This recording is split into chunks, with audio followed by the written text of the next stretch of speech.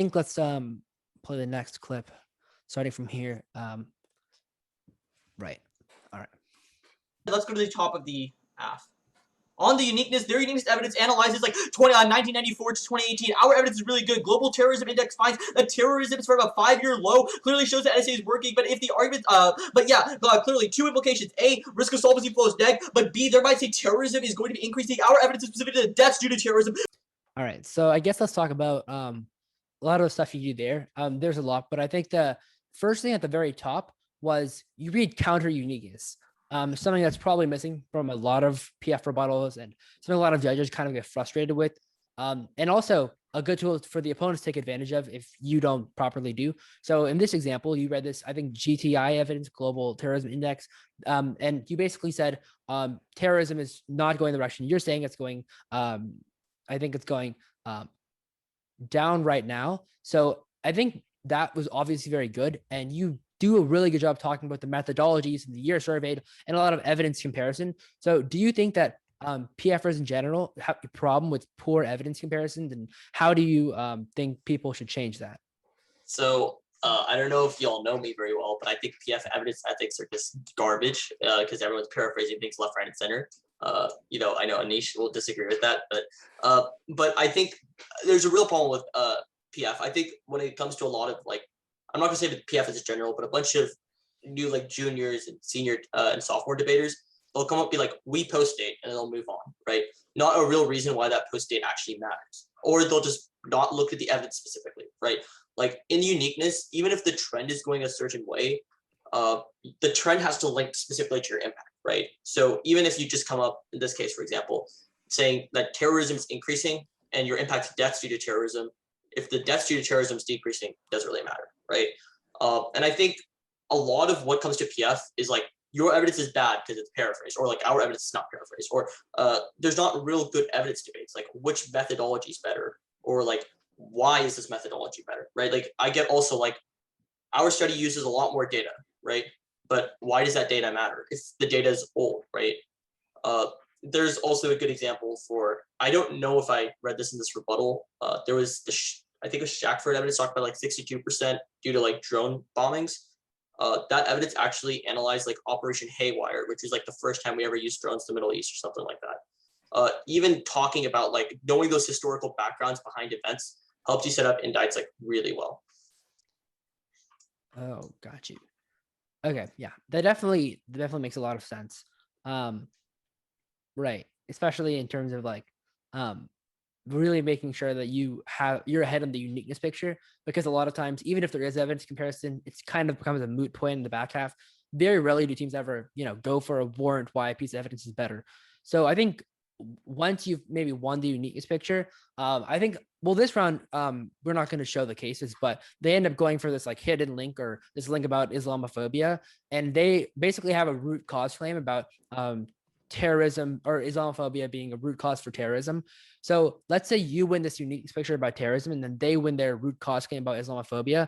Do you think that the question is, how important is the uniqueness in comparison to that root cause claim?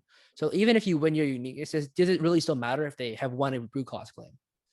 So I think it is important. And I think that's how this round boiled down to. We went for this uniqueness picture about why deaths due to terrorism is decreasing. So even if you win that the reason why things are occurring is because of Islamophobia, for example, right? If Islamophobia and the impacts from Islamophobia itself are becoming less and less of a problem, then we don't need to spend, for example, there's not an inherent reason we have to pass the plan or whatever, right? There's not an inherent reason we need to try and keep fixing that problem, right? We can move on to different issues if it's already decreasing, right?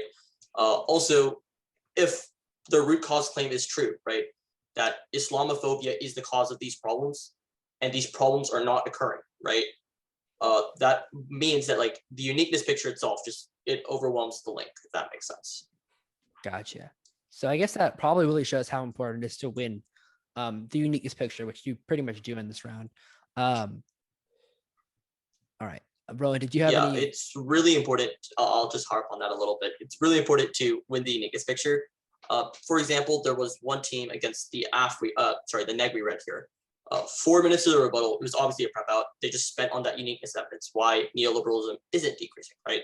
And that was the worst, frontline we had to do, because we literally just kicked out a case at that point. Because if you win that uniqueness picture, you will probably win almost every single one of their links, unless debaters have actually prepped against that, which in this case we did, because we're just like, oh, we're still increasing, we fit under framework, right?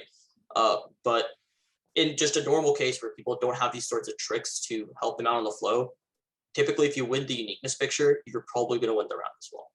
Yeah, I definitely agree. There's so many rounds where people super underutilize how important uniqueness evidence can be. I know there's been so many rounds where I've just been able to kick out of turns by just using my uniqueness evidence. This is something you can think about too. If they try and turn your case and they don't counter your uniqueness, you can just make arguments why the uniqueness might be more important than the turn they try to read. Yeah. So I think before we get to the next step, which was define a focus, and probably no speech after that, but I think something that I would like to ask is, do you think debaters and maybe camps and coaches, etc., should change the way that they do drills, or maybe include a drill about uniqueness and evidence comparison? A lot of drills might be about, things like analytical rebuttals, things like that. But would you sort of want debaters to be more practiced in comparing evidence or comparing uniqueness? Because I know people do like weighing debates and stuff, but rarely do teams just do uniqueness debates. That's something you would like to see implemented in camps and throughout coaching. Yeah, 100%. And even when I coached my last year, I would tell my teams, win the uniqueness, win what the actors are doing right now, right? Because if you could win what the status quo looks like, you would probably win, which, uniqueness determines directionality of the link, right? You're going to determine which way the link is going to flow.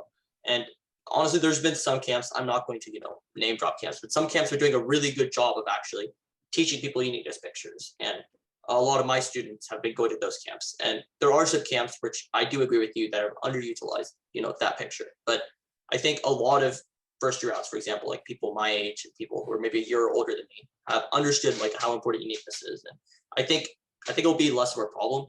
It's just, I think the problem with PF is people get this idea of I need to read straight offense, right? And so they underutilize uniqueness itself. It's like, oh, I'm going to not read uniqueness response, I'm going to go for a turn. But the thing you have to realize is that if you read counter uniqueness and you read turns, that like them being like, okay, the world is going this way, doesn't mean that your turns aren't true, right? For example, in this case, if we win that terrorism is decreasing, it doesn't mean that the affirmative couldn't make it worse still, right? Yeah, that's definitely a valid point as well.